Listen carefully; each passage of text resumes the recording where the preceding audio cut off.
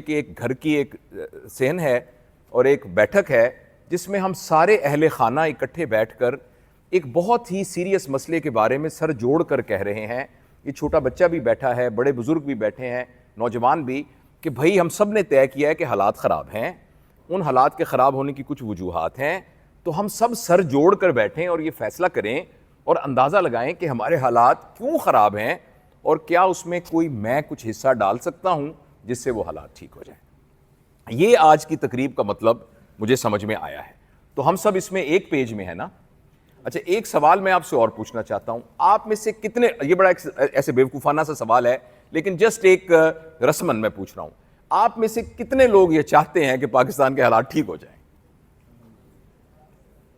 الحمدللہ.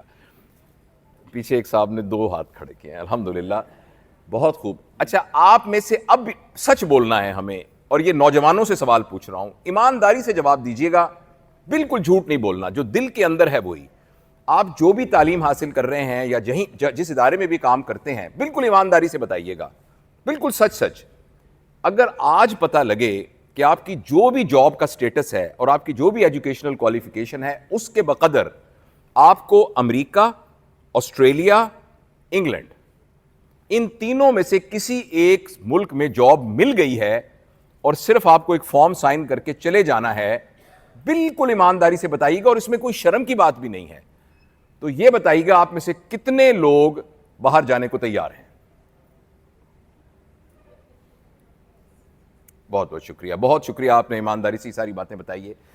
دیکھیے میرے بہت ہی پیارے بہنوں اور بھائیوں, میں پہلی بات یہ عرض کرنا چاہتا ہوں کہ میں نے کسی اپنے بڑے سے سنا کہ امام حنبل رحمہ اللہ کا ایک قول ہے کہ شیطان کے ہتھیاروں میں سے جو سب سے زیادہ مؤثر اور خاص طور پر نیک نیت لوگ, اچھے لوگ, آپ جیسے لوگوں کے لیے اس نے سنبھال کے رکھا ہوا ہے, اس ہتھیار کا نام ہے مایوسی.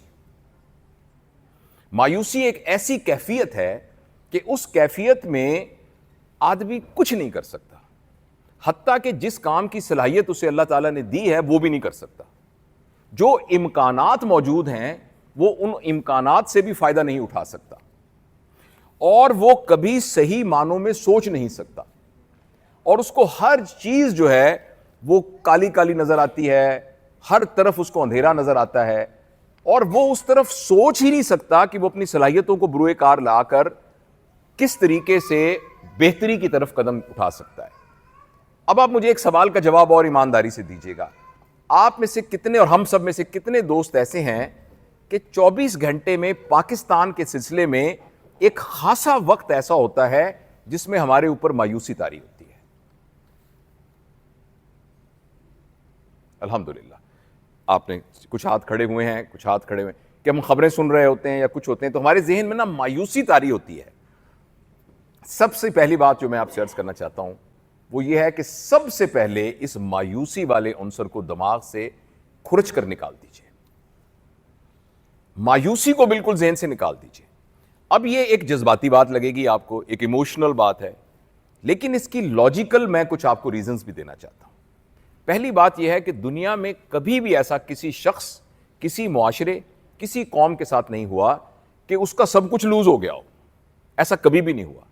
کوئی شخص جس کے گھر میں آگ لگ جائے, کوئی شخص جس کو یہ ڈائیگنوز ہو کہ اس کو ایک بیماری ہے جس کا علاج 3 سال تک کرنا پڑے گا, کوئی ایسا شخص جس کے بینک میں کوئی پیسہ بھی نہ ہو, ان حالات کے باوجود بھی دنیا میں کوئی, اس سے برے حالات کے باوجود دنیا میں کوئی شخص, کوئی معاشرہ اور کوئی بھی قوم ایسی یا گروپ یا خاندان ایسا نہیں ہوتا جس کا سب کچھ لٹ گیا ہو. کچھ نہ کچھ اس کے پاس ایسا موجود ہوتا ہے جس کو بیج کے طور پر استعمال کر کے پھر ایک بڑا سایہ دار درخت بنایا جا سکتا ہے. تو جو پہلی بات میں انشاءاللہ 20 منٹ بعد مجھے ختم کرنا ہے, پہلی بات تو میں آپ سے عرض کرنا چاہتا ہوں کہ اپنے ذہن سے مایوسی کو نکالنے کی پوری شعوری کوشش کیجیے. اس کے لیے کچھ باتیں مددگار یہ ہوں گی. پلیز آپ یہ ذہن میں رکھیے, پاکستان ایک ایسا ملک ہے کہ جس کے پاس ہر طرح کا موسم میسر ہے. پاکستان ایک ایسا ملک ہے جس کی زرعی پیداوار کا پوٹینشل اتنا ہے کہ یہ پوری دنیا کو ایک زمانے میں یہ خطہ گندم سپلائی کیا کرتا تھا. یہاں کی کاٹن زبردست کاٹن ہے, یہاں چاول کی پیداوار ہوتی ہے, ناردرن ایریاز میں بہت زبردست پھل اگتے ہیں, اور یہ ہمارے جنوبی علاقے کے اندر اور سندھ کے اندر عام ہیں جو پوری دنیا میں اس ذائقے کے عام نہیں ہوتے. پاکستان کی یعنی جسے باسمتی چاول کہتے ہیں ویسا چاول دنیا میں کہیں نہیں ہوتا, اور ایکچولی وہ یہاں سے نام ہر چاول کو باسمتی کہنا یہ ٹیگ پاکستان کے چاول کی وجہ سے بنا ہے.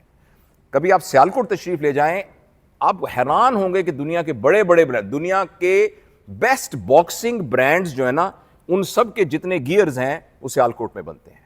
ابھی جب یہ ورلڈ کپ ہوا تھا قطر کا, تو اس میں 8 لاکھ فٹ بال سیالکوٹ سے بن کر گئے تھے, جس میں پوری دنیا کے سرجیکل, میں آسٹریلیا میں کچھ عرصے کے لیے کام کے لیے گیا تھا, تو سب سے پہلے مجھے جو خوشی ملی کہ instrument per made in Pakistan لکھا ہوا تھا.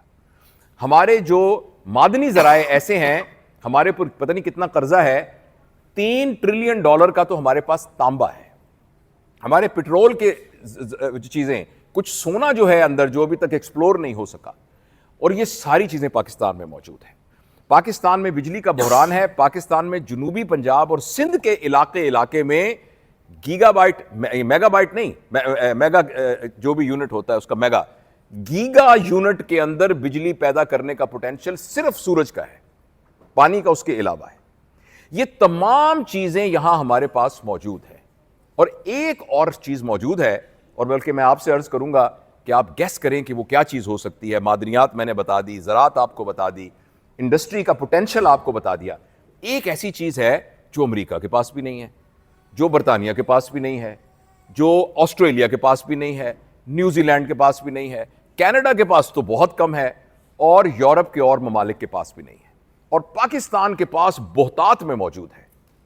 کوئی دوست بتا سکتا ہے وہ کیا ہے؟ بہت اچھے, ماشاءاللہ, ہیومن ریسورس. دنیا کا ایک سپر کمپیوٹر رکھ لیجئے, ایک انسکلڈ ورکر رکھ لیجئے. اس انسکلڈ ورکر کا پوٹینشل, اس سپر کمپیوٹر ایک لحاظ سے اپنی پرفارمنس دے گا, مگر یہ ہیومن ریسورس کا ایک انسکلڈ ورکر بہت قیمتی ہے. اور یہ وہ ریسورس ہے جس کو ہم نے ٹیپ ہی نہیں کیا. ان میں سے اکثریت بالکل اپنے مقصد زندگی سے ہٹ کے, اپنے پوٹینشلز کو بالکل نظر انداز کر کے, اپنے امکانات کے بارے میں بے خبر رہ کر گلیوں میں, پھٹوں کے اوپر, چوک کے اوپر ادھر ادھر پھر رہی ہے ساری.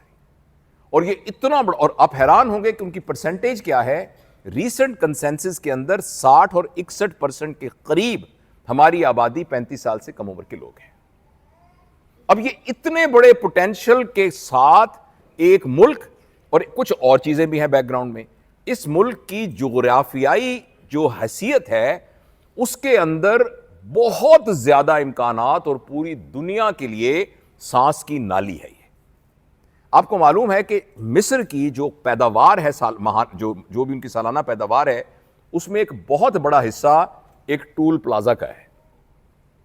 ٹول پلازا سے جو آمدنی ہوتی ہے, اس ٹول پلازا کا نام نہر سوئز ہے. وہاں سے جو جہاز گزر کے آتے ہیں کہ ان کا جو ٹول لیتے ہیں وہ ان کی آمدنی اور سیاحت. اور پاکستان کی سیاحت کے بارے میں معاف کیجیے گا, میں نے یہ بتایا نہیں آپ کو کہ اس کا پوٹینشل کتنا زیادہ ہے. پاکستان کا ایک خطہ ہے جو کہ گوادر سے شروع ہو کر وہاں سینٹرل ایشین سٹیٹس تک جائے گا اور چائنا کو ٹچ کرے گا. ہم صرف اس کو پراپرلی اسٹریٹجیکلی مینج کریں اور اس کا ٹول پلازا صرف لیں. تو یہ ایک, میں اپنی طرف سے نہیں, ایک تحقیق کی بنیاد پر, ایک پڑھے لکھے بندے کی تحقیق کی بنیاد پر عرض کر رہا ہوں کہ پاکستان کے تمام لوگوں کو کام چھوڑوا دیا جائے اور ان کو یہ کہا جائے کہ آپ کے سارے گھر کا خرچہ حکومت دے دے گی. تو یہ افورڈ کیا جا سکتا ہے اگر ہم اس والے پورے پیٹرن کو اسٹریٹجیکلی مینج کر سکیں. یہ باتیں میں مزید بھی کر سکتا ہوں, لیکن اب ایک سوال پیدا ہوتا ہے کہ اتنی زبردست روزی باتیں کی ہیں, ایسا لگ رہا ہے کہ یہاں دودھ کی ندیاں بہہ رہی ہیں اور شہد کے جو ہیں یہاں وہ ہیں چشمے ہیں اور اتنا سب کچھ ہے, پھر ہم سب نے دو ہاتھ کھڑے کر کے کیوں کہا ہے کہ پاکستان کے حالات بہت خراب ہیں. آپ تمام خواتین و حضرات نے اس کی وجوہات بتائی ہیں اور ان وجوہات میں وزن ہے. میں 10 اور بھی اس میں شامل کر سکتا ہوں, اور مجھے امید ہے کہ یہاں بیٹھے خواتین و حضرات اس سے بھی ایگری کریں گے کہ ہاں یہ ہمارے ذہن سے نکل گیا تھا, یہ بھی ایک وجہ ہے. لیکن میں آپ سے جو عرض کرنا چاہتا ہوں, اس پوری ایکسرسائز میں کم از کم اسلام آباد میں جب ہم نے سیمینار کیا تھا تو اس میں سے کسی شخص نے یہ نہیں سوچا, آپ سے میں نے پوچھا نہیں, آپ نے سوچا ہوگا, یہ نہیں سوچا کم از کم میرے اس تجربے میں کہ یہاں کی پولیٹیکل سسٹم کا قصور ہے, یہاں کے سیاستدانوں, 5 مین پاور سٹرکچرز ہیں. ہماری اسٹیبلشمنٹ لوگوں نے کہا اس کا قصور ہے, ہماری سیاستدان ان کا قصور ہے, ہماری جوڈیشری وہ اس کا قصور ہے, ہماری بیوروکریسی اس کا قصور ہے, ہمارا میڈیا اس کا قصور ہے, وہ پورا مائنڈ سیٹ چینج کر رہا ہے. کچھ لوگوں نے کہا ریلیجس کلرجی وہ بھی ایک پاور سٹرکچر ہے, تو اس کے گرد سب گھومتے رہے. لیکن کسی ایک نے نہیں کہا کہ ایک اور بھی بہت بڑا فیکٹر ہے, اور وہ ایک شخص ہے پاکستان میں, وہ بھی ذمہ دار ہے پاکستان میں اس پرابلم کا. اگر آپ کے ذہن میں نہیں آیا تو میں اپنی اس گفتگو میں اس شخص کے بارے میں آپ کو بتانا چاہتا ہوں. اگر اس شخص کو ہم نے, ایک شخص ہے صرف, اس شخص کو اگر ہم نے قابو کر لیا, پاکستان کے مسائل کے حل ہونے کا سفر شروع ہو جائے گا. کیا آپ اس شخص کا نام جاننا چاہتے ہیں؟ اس شخص کا نام جاوید اقبال ہے, یا آپ میں سے جس کا کوئی نام ہے. بنیادی طور پر کسی بھی معاشرے میں تبدیلی کے لیے دو پیراڈائمز ہیں. ایک ہے ٹاپ ٹو باٹم اپروچ, اس کی اہمیت سے انکار نہیں ہے. حضرت عمر بن عبدالعزیز سربراہ بنے, ایک دم ان کے حالات وہاں چینجز آنی شروع ہو گئی. انہوں نے آ کے اپنی اہلیہ کو کہا کہ بھئی اب جو میری ذمہ داریاں آ گئی ہیں, ہو سکتا ہے آپ میرے ساتھ نہ رہ سکیں, تو اگر آپ مناسب سمجھیں تو مجھ سے آپ علیحدگی اختیار کر سکتے ہیں. اپنے عزیزوں رشتہ داروں کو کہا کہ مجھ سے کوئی توقع مت رکھنا کہ میں آپ کے لیے کسی قسم کی کوئی فیور کروں گا, بلکہ یہ جو پہلے فیورز کی گئی ہیں یہ میں آپ سے واپس لیتا ہوں. اور ایک دم ملک کے حالات ٹھیک ہو گئے. ہم بھی دعا کرتے ہیں کہ الحمدللہ ایک ادارے کا سربراہ ایک ایسا شخص آ گیا جس کو حلال حرام کا اتنا پتہ ہے کہ وہ ایک لقمہ بھی اپنے منہ میں حرام کا لے جانے کی وہ عہد کر کے آیا ہے. آپ دیکھیے اگلے دن حالات چینج ہونا شروع ہو جائیں گے. اس کی سکلز, اس کی اسٹریٹجی, اس کی باقی چیزیں وہ بعد میں سیکھ لے گا, مگر یہ فکر ہی اس کی جو ہے حالات کو بدل دے گی. لیکن میرے بہت ہی پیارے بہنوں اور بھائیوں, اس کے علاوہ ایک اور نبوی طریقہ بھی ہے حالات کو چینج کرنے کا, موجودہ حالات میں کرنے کے کام. بس میں اپنی بات کو سمیٹتا ہوں کہ میں سلمان بھائی سے سننا چاہوں گا, اور پھر اصل میں تو ہم آپ سے سننا چاہیں گے تاکہ ہم ایک انٹریکٹیو وے میں کسی نتیجے پر پہنچے. ایک دوسرا جو طریقہ ہے, جو مؤثر آزمایا ہوا طریقہ ہے, اور دعوت نبی صلی اللہ علیہ وآلہ وسلم سے ہمیں اس کے ثبوت ملتے ہیں, وہ ہے باٹم ٹو ٹاپ اپروچ, جس میں سمجھنے کی ضرورت ہے کہ پورا پاکستان ایک جسم ہے. پورا پاکستان چھوڑیے, پوری بنے نوع انسان ایک جسم ہے. اس جسم میں جیسے اس لکڑی کے اس کا جو یونٹ ہے, کسی بے جان چیز کا جو یونٹ ہے وہ ایک ایٹم ہے اور مولیکیول ہے, اسی طریقے سے میرے جسم کا جو ایک یونٹ ہے جاندار کا, وہ ایک سیل ہے. اور ہم ڈاکٹری میں جب کہتے ہیں جب انسان مرنے لگتا ہے اور اس کے سارے نظام نیچے انحطاط میں چلے جاتے ہیں, تو ہم کہتے ہیں, اس کے لیے ٹرم یوز کرتے ہیں سک سیل سنڈروم, یعنی ہر سیل بیمار ہونا شروع ہو گیا ہے. اور جب سک سیل سنڈروم شروع ہوتا ہے تو ہم ایک آٹو ایٹنگ کے پروسیس کے اندر جاتے ہوئے باڈی جو ہے وہ اپنے آپ کو ختم کر لیتی ہے. السلام علیکم. باڈی اپنے آپ کو ختم کرنا شروع کر دیتی ہے, اور موت کا عمل اس طریقے سے شروع ہوتا ہے. اسی طریقے سے اگر ہم پوری بنی نوع انسان کو ایک جسم سمجھیں تو اس کا جو یونٹ ہے وہ خاندان ہے. یعنی آپ کی اہلیہ نہیں, میں, میری اہلیہ اور میرے 4 بچے. اگر کسی طریقے سے میں نے ان 4 لوگوں کی ذمہ داری لے لی اور میں نے یہ کہا کہ پاکستان کے اس بحران کے اندر یہ 4 لوگ حصے دار نہیں بنیں گے, بلکہ یہ 4 لوگ پاکستان کے بحران کو دور کرنے کا باعث بنیں گے اور اس میں اپنا حصہ ڈالیں گے, تو میں بہت ہی ذمہ داری سے آپ کو عرض کرتا ہوں کہ اس دن سے ہماری یہ بات کہ پاکستان کے حالات بہت خراب ہیں, یہ ریورس کی طرف چلنا شروع ہو جائے گا. ایک پرنسپل ہے جس کو پریٹو پرنسپل کہتے ہیں, آپ نے بہت دفعہ اس کا نام سنا ہوگا. یہ اکنامکس کی ایک ٹرم ہے جس میں انہوں نے یہ بتایا, اور بعد میں اس کو سوشیولوجی میں بھی یہ ٹرم استعمال ہونے لگی, کہ اگر کسی جگہ پر 20% لوگ جو کچھ کر رہے ہیں وہ اس پوری سوسائٹی کے یا اس پوری کمیونٹی کے 80% وسائل کو 20% لوگ پورا کر رہے ہیں.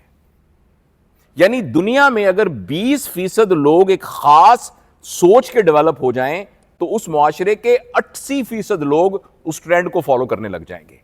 اگر ہم کہہ رہے ہیں کہ پاکستان میں بے ایمانی ہے بہت زیادہ, تو دکھ کی بات یہ ہے کہ پاکستان میں 20% بھی لوگ ایسے نہیں ہیں جو کہ ایماندار ہیں, کیونکہ اگر وہ یہ ہوتے تو وہ 80% لوگوں کو انفلوئنس کر سکتے. ان 20% لوگوں کو اس کرٹیکل میس کو ڈیولپ کرنے کے اندر میرا اور آپ کا یہ حصہ یہ ہوگا کہ میں، میری اہلیہ اور میرے 4 بچے، ان کی میں ذمہ داری لے لوں اور میں یہ کہوں کہ پاکستان کے موجودہ حالات میں ہم 4 لوگ، آپ لکھ لیجئے، ہم گارنٹی دیتے ہیں کہ ہم اس کے ذمہ دار نہیں ہوں گے۔ میرے ان بچوں میں سے ایک بچہ دودھ بیچتا ہے، مثال کے طور پہ عرض کر رہا ہوں، تو میں، ہر شخص کہہ سکے گا کہ اس بندے نے یہ گارنٹی دی ہے کہ میرے گھر کے 4 بندے پاکستان کے موجودہ حالات کو خراب نہیں کریں گے، لہٰذا یقین سے کہا جا سکے گا کہ وہ جو میرا بیٹا دودھ بیچتا ہے وہ دودھ میں پانی یا کوئی گندا پانی نہیں ملائے گا۔ میرا ایک اور بیٹا جو دفتر میں کلرک لگا ہوا ہے، اس کے بارے میں یقین ہوگا کہ جب اس کے پاس آپ فائل لے کر جائیں گے تو وہ یہ نہیں کہے گا کہ مجھے کچھ پیسے دیجئے، تو اور انڈیو ڈیلے نہیں کرے گا، اگر آپ کی مدد کر سکتا ہے تو وہ آپ کی مدد کرے گا۔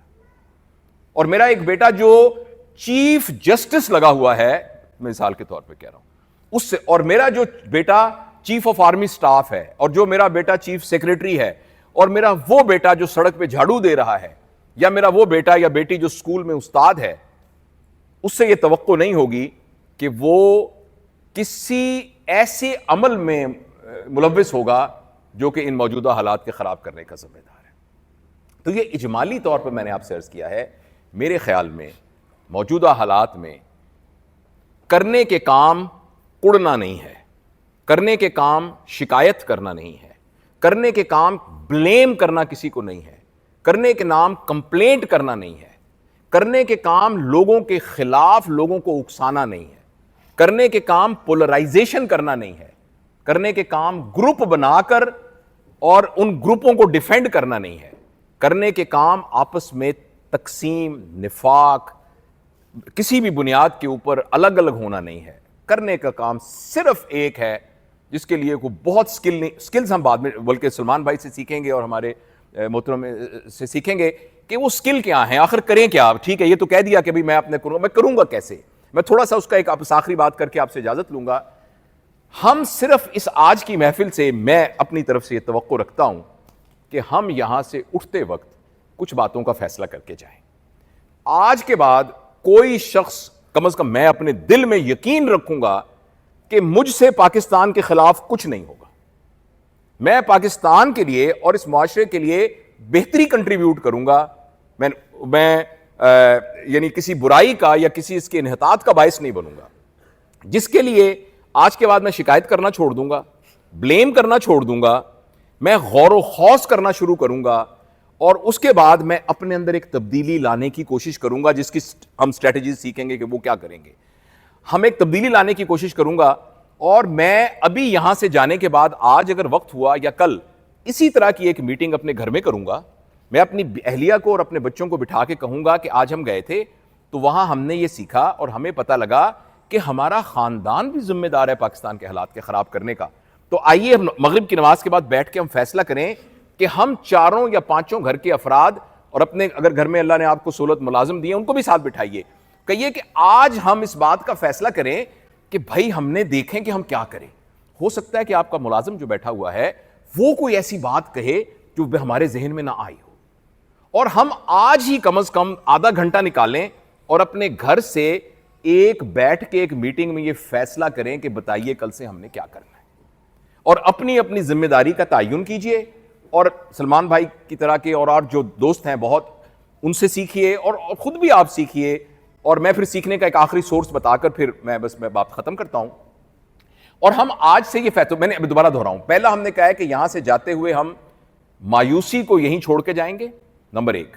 نمبر 2، ہم یہ کہیں گے کہ آج کے بعد میں اپنی اور اہل خانہ سے مراد صرف آپ کے 4 لوگ نہیں، آپ کے زیر اثر انفلوئنس میں آنے والے، ہو سکتا ہے آپ ایک دکان چلاتے ہیں جس میں 10 ملازم ہیں تو وہ بھی آپ کے اہل خانہ ہیں، ہو سکتا ہے آپ ادارے کے سربراہ ہیں اس میں 100 لوگ ہیں تو وہ بھی آپ کے اس میں آتے ہیں۔ تو ان کے بارے میں ہم ایک فیصلہ کر کے جائیں گے کہ انشاءاللہ میں ان 100 بندوں کی ذمہ داری لیتا ہوں، ان 10 بندوں کی ذمہ داری لیتا ہوں، اور اس سلسلے میں آج سے کام کرنا شروع کر دوں گا۔ اور ہماری طرف سے اچھا، اب میں صرف 2 باتیں، ایک تو یہ کہ اس کے لیے سٹارٹنگ پوائنٹ جو مجھے سمجھ میں آیا ہے وہ یہ سمجھ میں آیا ہے کہ اس کو آپ کئی صورتوں میں یارڈ سٹک کر سکتے ہیں۔ مثلا آپ کہہ سکتے ہیں میں کوئی کام ایسا نہیں کروں گا جو قانون کے خلاف ہوگا، یہ ایک یارڈ سٹک ہے۔ اور یورپ میں یہ یارڈ سٹک چلتی ہے. ہیومن رائٹس کے نام پر یہ کہتے ہیں ہمیں اس بات سے کوئی غرض نہیں ہے کہ ایک لڑکی جو ہے سارے بال منڈوا کے اور اپنی زبان کے اوپر ایک یہاں سے چھلا بنا لے اور اچھی بھلی خوبصورت لڑکی یا لڑکا پوری یہاں ٹیٹو کر لے اور پھر یہ کہے کہ میرا نام تو کلثوم اختر تھا لیکن میں ہوں اصل میں خالد احمد. اور کوئی بندہ یہ جرت نہیں کر سکتا کہنے کی کہ تم خالد تم کلثوم اختر ہو. تو وہاں اجازت ہے اس بات کی کہ بھائی یہ آپ نہیں کر سکتے. میری بیٹی وہاں کام کرتی ہے, ڈاکٹرز نے مجھے کہا کہ ابا انہوں نے ہمیں یہ کہا کہ آپ کسی کو دیکھ کر, جیسے آپ تشریف لائیں تو میں آپ سے یہ تو نہیں پوچھوں گا, میں میل کے خانے میں ٹک کر دوں گا, یہ ہماری بیٹیاں آئیں گی تو میں فیمیل کے خانے میں ٹک کر دوں گا. لیکن میری بیٹی نے بتایا کہ انہوں نے کہا کہ آپ کو پوچھنا پڑے گا کہ what would you like to be called, he اور شی. تو کہتے ہیں ہم ہر بندے سے یہ پوچھتے تھے کیونکہ انسانی ہیومن رائٹس میں اس کو اجازت ہے یہ پرزیوم کرنے کی, بایولوجیکل ریزن اس کی جو بھی ہو. تو کہنے لگے میں نے ایک دفعہ ایک سے پوچھا کہ what would you like to call, he اور شی, تو وہ غصے ہو گئی یا سلیش ہو گیا. اس نے غصے میں کہا I don't want to be in this shit, sorry for using this word, call me it. I don't want to be identified as he or she, call me it. اور یہ حماقت اس درجہ چلی گئی ہے کہ میرے اندر ایک کچھوے کی روح ہے, میں اپنے آپ کو کچھوا سمجھتا ہوں. آپ اس بات پہ مسکرا رہے ہوں گے لیکن یہ درست ہے. میں اس بحث کو یہاں چھوڑتا ہوں. تو ایک یارڈ سٹک ہے کہ ہیومن رائٹس ہے, آپ اس کے مطابق بھی اپنے گھر میں فیصلہ کر سکتے ہیں, ہم قانون کے خلاف کچھ نہیں کریں گے. ایک ہے ایتھکس اینڈ موریلٹی, کہ ہم ایتھکس اینڈ موریلٹی کی ایک یارڈ سٹک موجود ہے. اسی طریقے سے تہذیب اور تمدن کی ایک یارڈ سٹک موجود ہے. لیکن میرے بہت ہی پیارے بہنوں اور بھائیوں, ہم اپنی تربیت کا آغاز کیسے کریں, اس کے پاس ہمارے پاس ایک سب سے مستند یارڈ سٹک موجود ہے. اور اگر ہم اس پیراڈائم میں اپنے اگر آپ قانونی طور پہ بھی کریں گے یہ بھی ایک اچھی بات ہوگی, آپ اخلاقی طور پہ کریں گے یہ بھی اچھی بات ہوگی, موریلٹی اور ایتھکس کی بنیاد پہ کریں گے یہ بھی اچھی بات ہوگی. لیکن خوش قسمت ہیں ہم, دیکھیں ہمارے پاس گھر میں خوب زبردست قسم کی گاڑی موجود ہے, ہم کہیں کہ میرے منزل پہ پہنچنا ہے تو میں ٹانگے پر بیٹھ کے بھی جا سکتا ہوں, تو مجھے ہمیں پرابلم نہیں ہے. لیکن وہ جو ہمارے پاس پیراڈائم ہے نا, اس پیراڈائم کا نام ہے ڈیوائن ٹیچنگ, ڈیوائن گائیڈنس, وحی الہی. اور اس کا پریکٹیکل نمونہ سیرت نبی صلی اللہ علیہ وسلم. جو باتیں میں نے آپ سے کہی ہیں, اگر مجھے آج ہی ان باتوں پر عمل کرنے کے لیے کوئی سٹارٹنگ پوائنٹ چاہیے ہوگا تو میرے لیے میری آپ کے بھائی ہونے کی حیثیت سے, آپ میں سے بہت سالوں سے میں عمر میں بڑا ہوں گا, میرا یہ مشورہ ہوگا کہ نمبر 1, بس اب آخری بات ہے, اختتامی بات, مایوسی کو یہاں سے چھوڑ کے جائیں گے. آج سے ہم فیصلہ کریں گے کہ میں اپنی اہلیہ اور اپنے بچوں کا ذمہ دار ہوں, اور اگر میرے زون آف انفلوئنس میں زیادہ لوگ ہیں تو ان کا ذمہ دار ہوں. اس ذمہ داری کے لیے میں اپنے اندر وہ چینج لے کے آؤں گا جس چینج کو ڈیوائن پیراڈائم کے اندر کے پیراڈائم پر وہ پوری اترتی ہے. کیونکہ اس سے باقی جو پیراڈائمز میں نے آپ کو بتائے ہیں وہ صرف انسانیت کے اس گروپ کے, انسان کے 2 گروپ ہیں, اس گروپ کے لیے ہیں جو یہ کہتا ہے کہ موت سے پہلے کی زندگی ہے, موت کے بعد کوئی زندگی نہیں ہے. ایسے دنیا میں بے شمار لوگ ہیں اور ان کی تعداد ان سے زیادہ ہے جو یہ کہتے ہیں کہ موت کے بعد ایک زندگی ہے, ٹھیک ہے, اور ان میں بہت اچھے اچھے بھلے لوگ بھی ہیں. میں برطانیہ میں ایک شخص کو جانتا ہوں جو میری وہاں خالازاد بہن ہے, ان کے گھر کے سامنے رہتا تھا. وہ کہتا تھا میں کسی خدا کو نہیں مانتا, اور جاتا وہ اپنی ساری جائیداد وہ یتیم خانوں میں اور اس طرح کی چیزوں کے اندر وہ دے کے چلا گیا بغیر کسی جنت اور دوزخ کے خوف اور لالچ کے. وہ پیراڈائم موجود ہے, لیکن ہمارے پاس اس سے بڑا پیراڈائم موجود ہے. اس پیراڈائم, اس چھتری کے نیچے آ کے ہمیں بہت آسانی ہو جائے گی ہمیں اپنے آپ کے کرنے کے کام میں اپنے آپ کو سکھانا, تربیت یافتہ کرنے کے لیے. لہٰذا میں اگر مجھے فیصلہ کرنا ہو اس ساری گفتگو کو سن کے, تو میرا یہ ہے کہ میں گھر جا کے ایک میٹنگ کروں گا اور آج سے میں یہ کہوں گا کہ میرے گھر میں رہنے والے تمام لوگوں کو قرآن میں کیا لکھا ہے اس کا پتہ ہونا چاہیے, اور اس کا میں کوئی بندوبست کروں گا. سیرت نبی میں نبی پاک صلی اللہ علیہ وسلم نے پیدائش کے کچھ عرصہ پہلے کے حالات سے لے کر اور ان کے اس دنیا سے پردہ فرمانے کے سارے دوران انہوں نے کیسی زندگی گزاری ہے. میرے گھر میں انیٹمی کی کتابیں, فزیولوجی کی کتابیں یہ ہیں, لیکن میری بیٹی کو پتہ ہوگا شادی سے پہلے کہ حضرت فاطمہ کی زندگی کیسی تھی, حضرت خدیجہ کی زندگی کیسی تھی, حضرت عائشہ کی زندگی کیسی تھی. میرے بچے کو پتہ ہوگا اس بات کا کہ جس وقت حضرت عمر رضی اللہ تعالیٰ عنہ کا انتقال ہوا ہے تو ان کی بینک بیلنس کتنا تھا, اور ان کے بینک بیلنس کا 8 درہم ہونے کی وجوہات کیا تھیں, اور انہوں نے کیوں آپٹ کیا تھا کہ میرا بینک بیلنس صرف 8 درہم ہو. تو ہم اس پیراڈائم کے اندر رہتے ہوئے آج سے اپنے اندر ایک تبدیلی لانے کی کوشش میں اگر لگ جائیں, اور صرف میری اس بات سے نہیں ہوگا, اس کی پھر ایک اسٹریٹجی پوری بنانی پڑے گی. اس اسٹریٹجی میں فوری کرنے کی کام یہ ہوگا کہ جو فوراً پاکستان پر امپیکٹ ڈالے گا کہ آج سے میں تہیہ کروں گا کہ میرے اس ہونٹوں کے درمیان سے لقمہ حرام اندر نہیں جائے گا. اگر مجھے کسی نے بتا دیا کہ یہ جو بوتل ہے نا, اس میں ایک قطرہ ایسا ہے جو اللہ نے منع کیا ہے کہ انسان کے معدے میں نہیں جانا چاہیے, تو میں پیاسا رہ جاؤں گا. آپ سب بھی ایسے ہی ہیں, میں پیاسا رہ جاؤں گا, میں اس پانی کی بوتل کو پانی نہیں پیوں گا, میں پیاسا رہ جاؤں گا اور میں نہیں پیوں گا.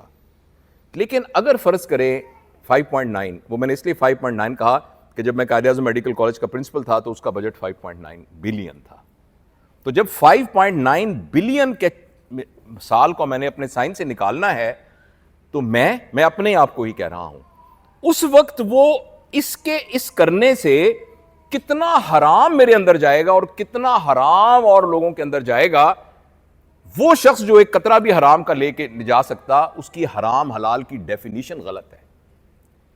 کیا آپ کے علم میں ہے, اور یہ بات میں پوری ذمہ داری سے کہتا ہوں, میں نے کہا تھا بلیم کمپلینٹ نہیں کرنا, مثال کے طور پہ عرض کر رہا ہوں کہ جو بلڈنگ کا کام ہوتا ہے نا, یا تعمیرات کا کام, یا جس میں آپ گورنمنٹ کے اس میں پیسے دیتے ہیں, تو جو شخص بالکل ایماندار ہے, جس کے بارے میں لوگوں کا خیال ہے کہ تو بہت ہی بھلا انسان ہے, تو 10% کمیشن تو اس کے لیے بالکل کوئی تکلیف کا باعث نہیں ہے. اب 5.9 بلین کو 10% دیکھ لیجئے وہ کتنے پیسے بنتے ہیں. اس طریقے سے ہمارے کردار, تو جو میں نے آپ کو کہا تھا نا جتنے بحران ہیں, ان بحران کی صرف بنیاد ایک ہے, وہ ہے کردار کا بحران. اور مجھے اور آپ کو اپنے کردار پر, اپنے کردار کے اوپر محنت کرنی ہے. کس طریقے سے؟ کئی طریقے سے کر سکتے ہیں, میں نے پھر بتایا. قانون کے مطابق چلنا, ایتھکس پر چلنا, تہذیب کے مطابق چلنا, روایت کے مطابق چلنا, خاندانی شرافت کے مطابق چلنا.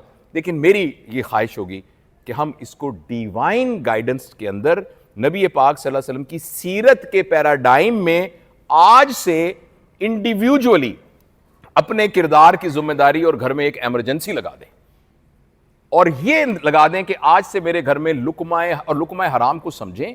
لقمہ حرام کے بارے میں تحقیق کیجئے, پتہ کیجئے کیا کیا چیزیں ایکچولی حرام ہوتی ہیں. تو وہ جو لقمہ حرام ہے اس کو بچانے کی کوشش کریں. اللہ تعالی ہمیں توفیق دے. میں آپ کا بہت شکریہ ادا کرتا ہوں کہ آپ تشریف لائے, اور ایک تجربہ ہو گیا نا دیکھ کے آمنے سامنے بیٹھ کے, تو جتنے بھی دوست یہاں بیٹھے ہیں ان سب کے آنکھوں میں, ان کی توجہ سے یہ اندازہ ہوتا ہے کہ ہم سب بڑے متفکر ہیں. اور میرے بہت ہی پیارے بہنوں بھائیوں, ہم سب میں پوٹینشل موجود ہے. ہم سب آج سے پاکستان کے اور اس موجودہ حالات کو سنوارنے والے بن سکتے ہیں. جزاک اللہ خیر. باقی دوستوں کی بات سننے کے بعد پھر کچھ انٹریکشن میں باتیں ہوں گی تو انشاءاللہ ہم کو ڈسکس کریں.